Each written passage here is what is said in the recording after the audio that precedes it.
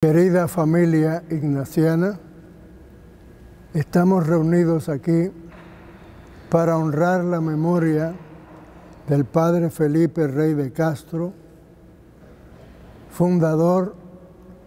y primer director de la Agrupación Católica Universitaria, que este año cumple 70 años de su pase a la Agrupación Celestial. Vida rica, consumada en apenas 62 años de intensa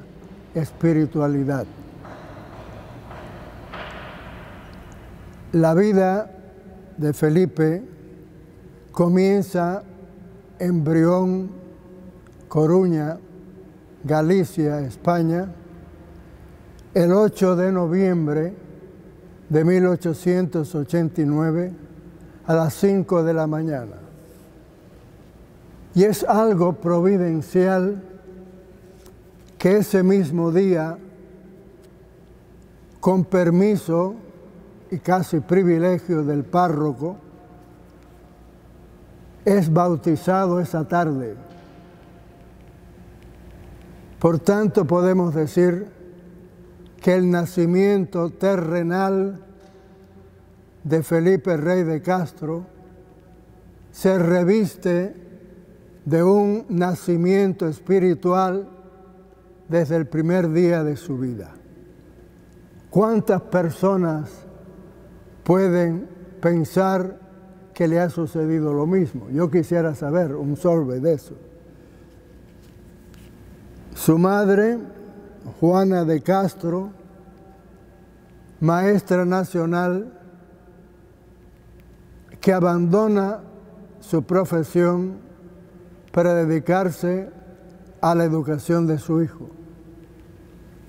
Su padre, Apolinar Rey,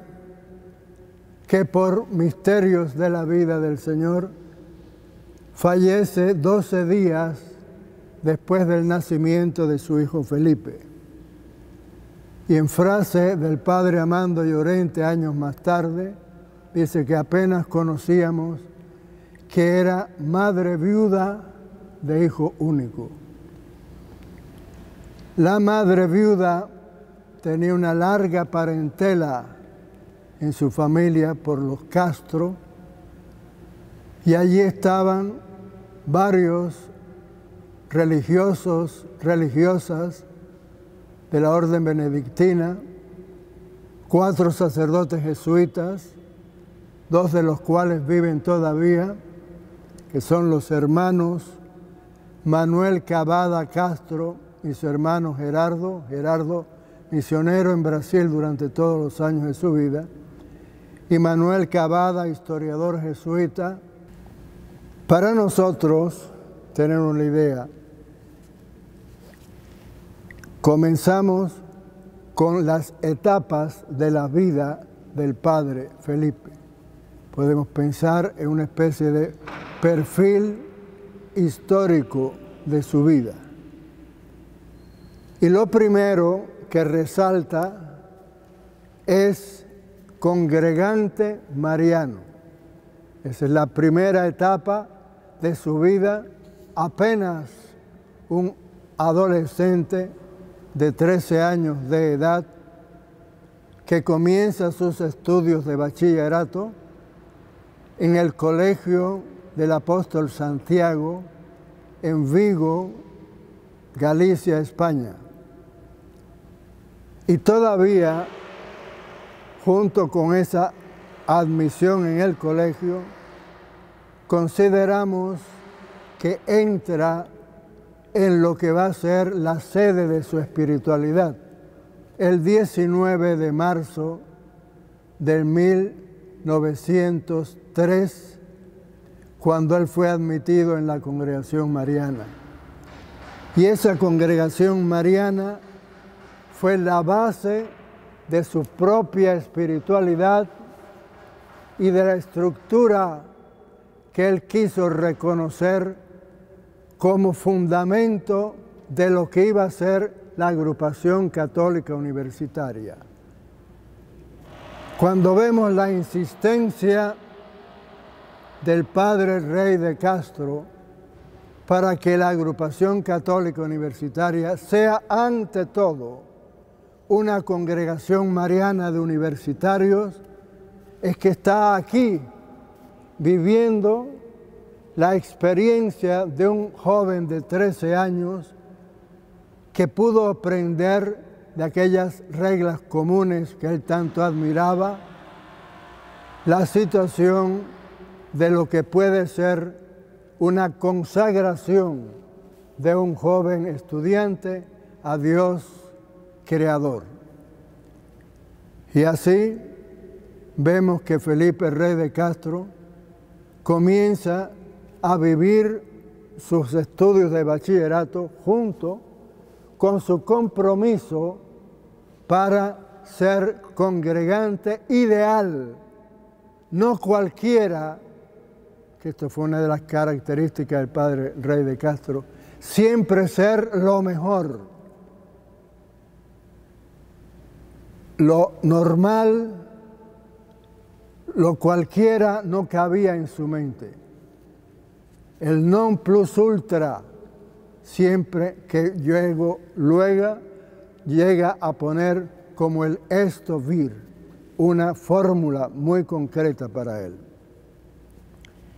Congregante mariano, y ahí va este joven Felipe, siendo elegido para cargos de responsabilidad y de servicio, como una respuesta a su espiritualidad cristiana de joven. La segunda etapa es la formación jesuita, que comienza en 1908 con la graduación de Felipe Rey de Castro como bachiller en el Colegio Jesuita de Santiago Apóstol en Vigo. Esta formación jesuita, que al leer la lista no ya de los programas de estudios y de las diferentes etapas, sino los nombres de los jesuitas que estuvieron a cargo de la formación de los estudiantes de ese tiempo, incluyendo aquí a Felipe Rey de Castro, se caracterizaron por ser personas luego en su servicio en la compañía, fueron jesuitas de un prestigio extraordinario. Y eso hace que no solamente el pensum o programa de estudios de esos 17 años de formación jesuita que revistió el padre Felipe Rey de Castro, sino el nombre, la lista de los que fueron o rectores de los colegios respectivos o prefectos de estudios y mucho más de la cantidad de profesores que incluían esas casas de formación. Cuando uno lee estos nombres de personas que fueron durante tantos años servidores eximios de diversos cargos en la Compañía de Jesús, uno dice, qué privilegiado fue Felipe Rey de Castro para recibir no solamente el programa de estudios ya tradicional en la compañía, sino el contacto directo, la dirección, la guía de estos formadores, que muchos de ellos no solamente brillaron como responsables en sus cargos dentro de la provincia de Castilla o más tarde de León, sino también en la Curia General de Roma. Pasamos a la tercera etapa de estudios, que es la licenciatura en Filosofía en el Colegio Máximo de Oña. Y aquí podemos solamente citar dos nombres, que fueron los dos rectores que hubo en esos años allí. El primero fue el padre Enrique Carvajal, nombre a quien la ACU debe un especial agradecimiento, porque tomó en sus manos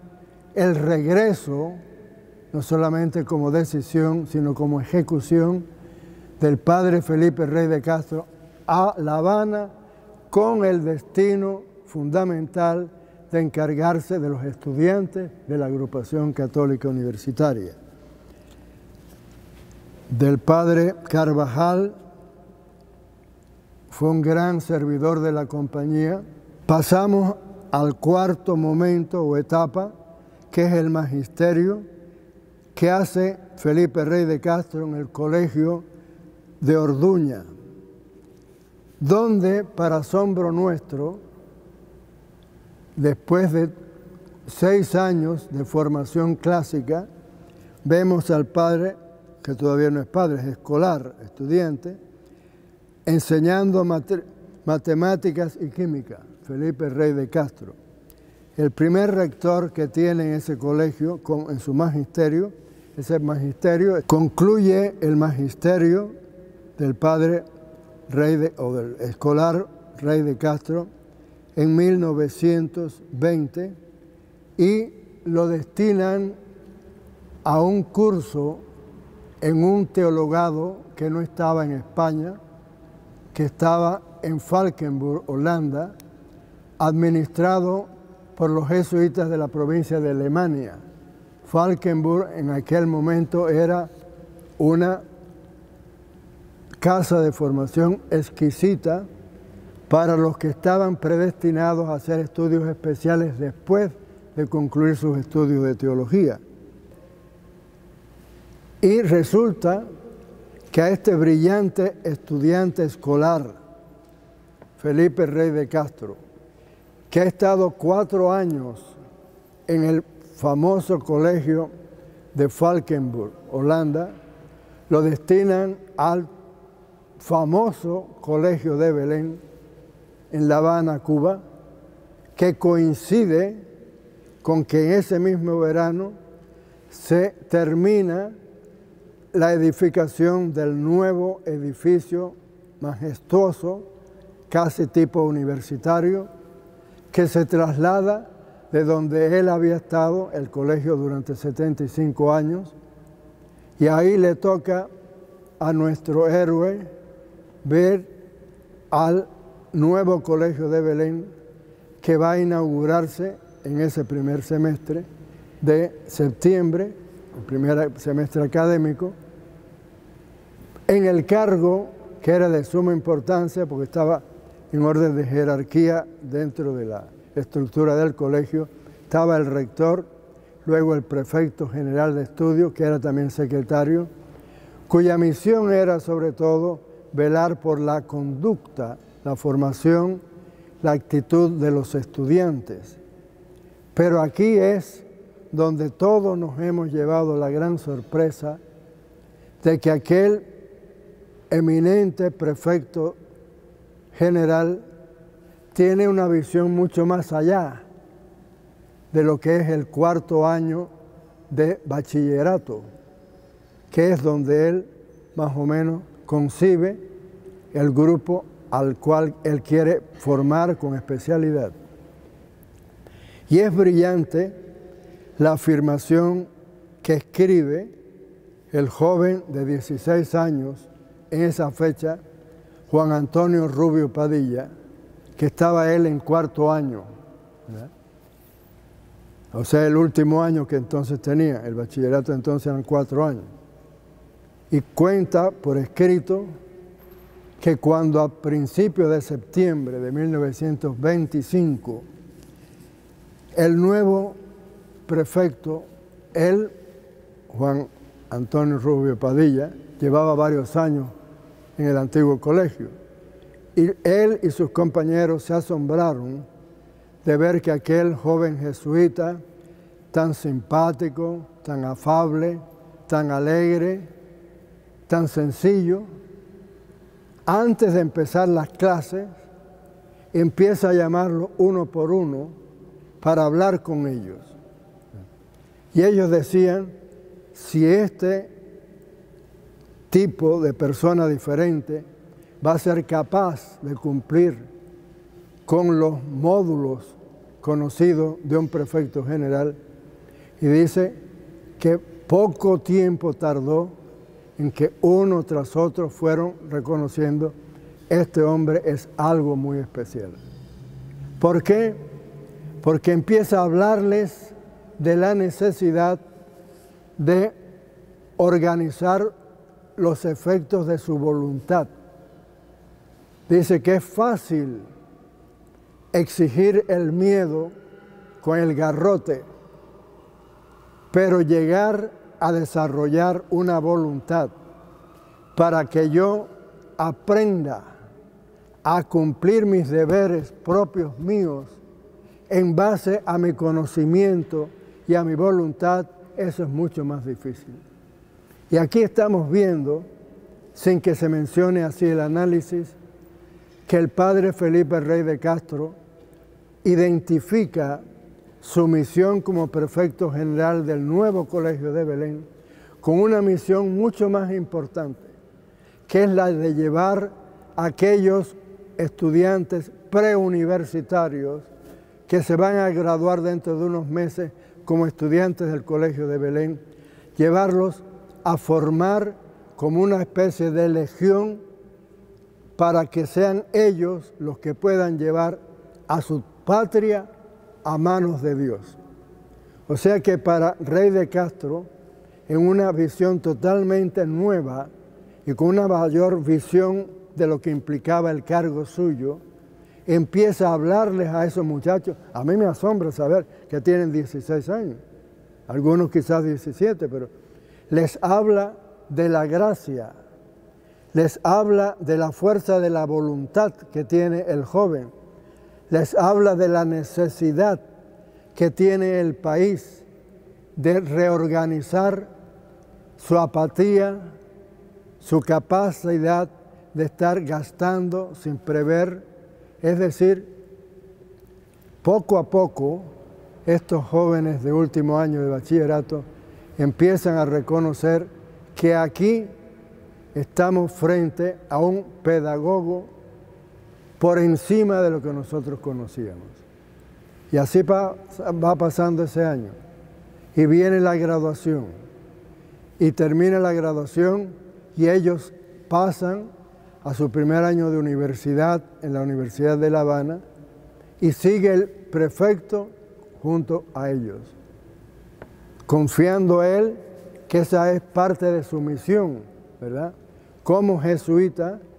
que no termina con la graduación de estos estudiantes, sino que su misión es ayudarlos a ellos en el periodo más difícil, porque es un periodo nuevo y donde ellos no tienen a nadie. Y ahí comienza el momento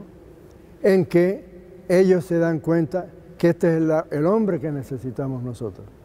Y escribe el mismo Rubio Padilla que ese primer año de universidad, de estudios universitarios, lo hacen teniendo misa todos los domingos a las 9 de la mañana en la capilla del Colegio de Belén, donde se la celebra el padre, el ex prefecto de ellos, que eso tampoco es lo normal, y que luego se reúne en un desayuno como los que está celebrando la agrupación. O sea que el padre Rey de Castro, ya desde el principio de su misión en el destino básico, está mirando hacia el más allá, no solamente ni del colegio, de la universidad, sino de todo el país. Y esta es una de las características que no se conocen tanto. O sea que él está buscando la élite que él mismo definirá. Dice que la masa no puede instruir a la masa. O sea que hay que tener en cuenta que todo este proceso de conversión exige sacrificio personal. No estamos aquí para predicar una ley suave, dice, porque tenemos que ver lo que Cristo hizo con sus apóstoles, ¿no? Y que por tanto la presencia de Él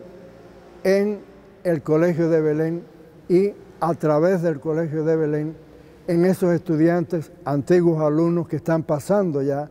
a los cursos universitarios, estamos viendo una nueva realidad. Leyendo todos los documentos que van saliendo de esto,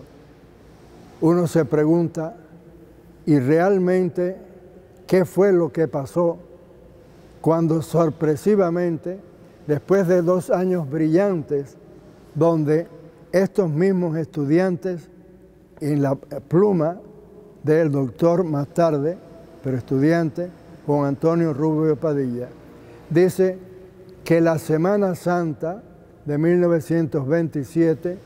fue para ellos el comienzo de la agrupación católica universitaria con la etapa sintética de ejercicios espirituales a ellos que estaban en primer año de universidad. Es decir, es la primera vez que un sacerdote jesuita daba ejercicios espirituales a estudiantes universitarios de La Habana. Y era lo que el padre Rey de Castro, cuando a muchos le decían, oh, olvídese, usted es muy idealista, estos muchachos no están ahora para ejercicios espirituales ni nada de estas cosas, se habían apuntado con la fuerza, la constancia de este mismo líder de ellos, Rubio Padilla, 25, y la noche en que iba a comenzar el retiro había ya 22. Dice que para él y para el mismo padre Rey de Castro fue realmente la base fundamental de lo que implicaba la necesidad de esa misión de trabajar con los estudiantes de la Universidad de La Habana. Aquí vemos nosotros, yo por lo menos, varias cosas que el destino básico del padre Rey de Castro, definido como prefecto del Colegio de Belén, pasó a ser un apostolado educativo con estas facetas, primero de pedagogo, más que un simple maestro. Segundo, un consejero, que lo fue, y ellos no estaban acostumbrados a eso. Y luego también de orador sagrado. Él llegó a ser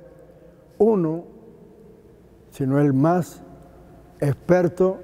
en dar ejercicios espirituales en Cuba. O sea que, y eso fue por propia convicción, porque él les hablaba a estos mismos estudiantes, ya desde el Colegio de Belén, de lo que implicaba ser apóstol de Cristo. Y es curioso, a mí me resulta muy significativo, que este mismo joven de 16 años, cuando lo menciona a él, muchas veces dice, el apóstol más grande que ha pasado por Cuba. A esa edad, ellos intuyeron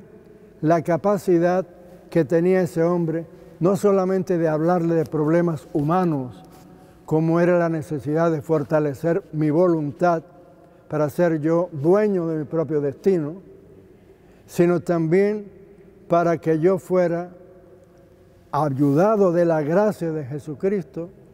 contribuir a la aspiración de tanta gente de buscar paz en su vida. Por tanto, este destino básico del padre Felipe Rey de Castro, que en cierta forma rompe los moldes y las concepciones de todos los que estaban alrededor de él, estalla como una bomba misteriosa cuando él recibe un nuevo destino de dejar su presente misión y ir al Colegio de la Inmaculada de Gijón, España, en 1927, para el mismo trabajo de prefecto general. Y aquí es donde se ve un hombre tan inteligente como era él, reconocido por todos, un hombre de una capacidad de trato extraordinaria, obediente aquí a la obediencia religiosa, que indica algo que cuando se busca santidad,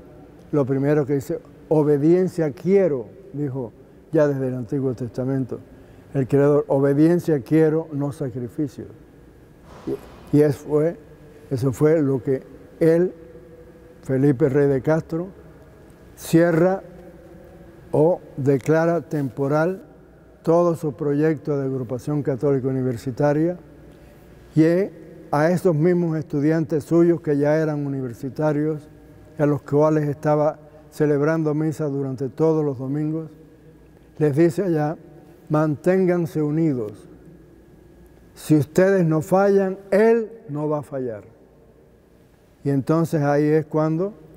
el joven Rubio Padilla nuevamente dice que él se sintió frustrado porque era demasiado peso para él mismo. Ya entonces tenía obviamente 17 años o 18 años de edad. Y aquí es cuando viene todo ese periodo que llamamos una etapa de transición.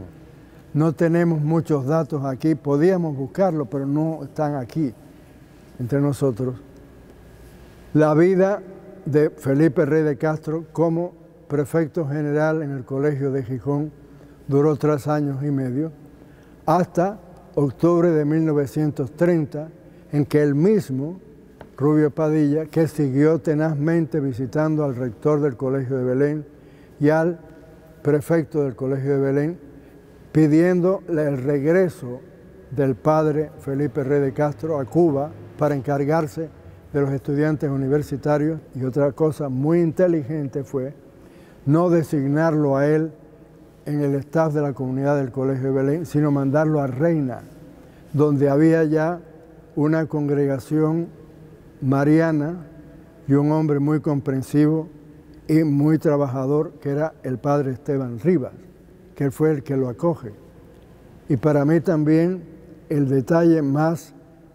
ilustrador de todo este proceso y de la actividad del padre Enrique Carvajal fue que el catálogo de la provincia de León, correspondiente a 1931, es decir, el año que viene, editado en la Universidad de Comillas el 16 de octubre de 1930, ya trae en el staff de la comunidad de la residencia de Reina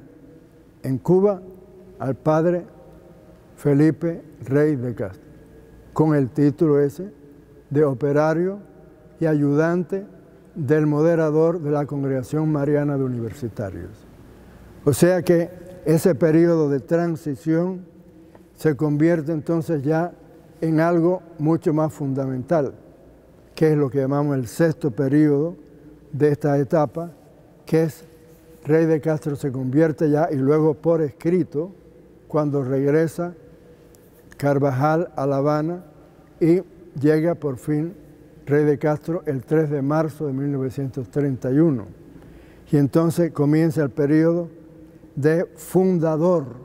de la ACU y primer director, que entonces todos los estudios, conocimientos y reflexiones de aquellos 17 años se empiezan a encauzar en una forma organizada para la creación de algo que todos los que escriben en ese momento dicen que ya el padre Felipe tenía en su mente lo que él quería y que por tanto para él las cosas fueron resultando tan claras que cuando muchos le oían hablar y veían que la agrupación oficialmente nada más que tenía 3 meses o 4 meses, significa, sin embargo, que este hombre daba la impresión que llevaba años allí. Otra cosa significativa de ese primer año fue que el padre Rey de Castro, y de esto no se escribe, pero está la realidad, se preocupó mucho de la parte espiritual de los candidatos vocacionables. Y es curioso ver que en un año y medio, por tanto, en agosto de 1932, salen las 3 primeras vocaciones de jóvenes que hoy llamaríamos adultos, porque ya no era la edad tan joven como era la edad habitual entonces de entrar en los noviciados. Ya entonces está ahí el presidente de la agrupación, Ricardo Chisholm, el padre Enrique, los que fueron luego Enrique Oslé y Beltrán, fueron las 3 primeras vocaciones en agosto de 1932, a un año y medio de comenzar oficialmente la agrupación católica universitaria. Yo realmente creo que la vida del padre Rey de Castro tiene un solo destino básico, Primero, la preparación de él en su vida espiritual, comenzando aquel niño que hemos mencionado, congregante mariano, y luego también cuando ya él se siente aprobado por escrito, ¿verdad?, con esa misión de dedicarse a los estudiantes universitarios y con toda la impresión de lo que aquello significaba. Quizás también importantes fueron todas las vocaciones que siguieron viniendo. Otro más tarde, otro presidente de la agrupación católica, cuando fue el padre Fernando Azcárate, también entró en la Compañía de Jesús, fue maestro de novicios más tarde. Para ver todo lo que significaba todo esto, yo veo también que para Rey de Castro los tres instrumentos principales de la formación de esos jóvenes era primero unión con Dios, unión personal con Dios y con todo lo que implicaba el Dios de los ejercicios espirituales. Segundo, la devoción a la Virgen que él aprendió en la Congregación Mariana de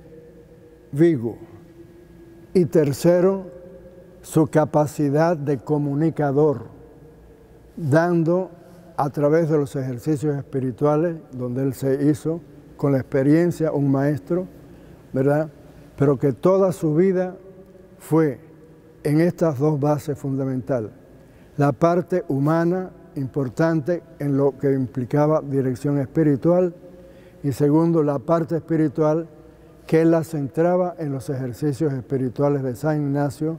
sobre todo con ese sentido de una entrega de la persona a Dios,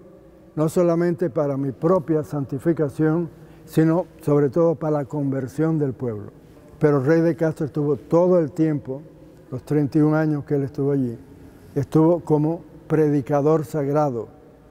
director de la agrupación, promotor de las congregaciones marianas en Cuba,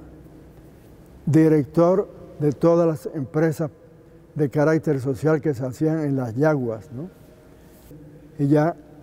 Felipe muere el 12 de febrero de 1952. Por tanto, hay una continuación, ¿verdad?,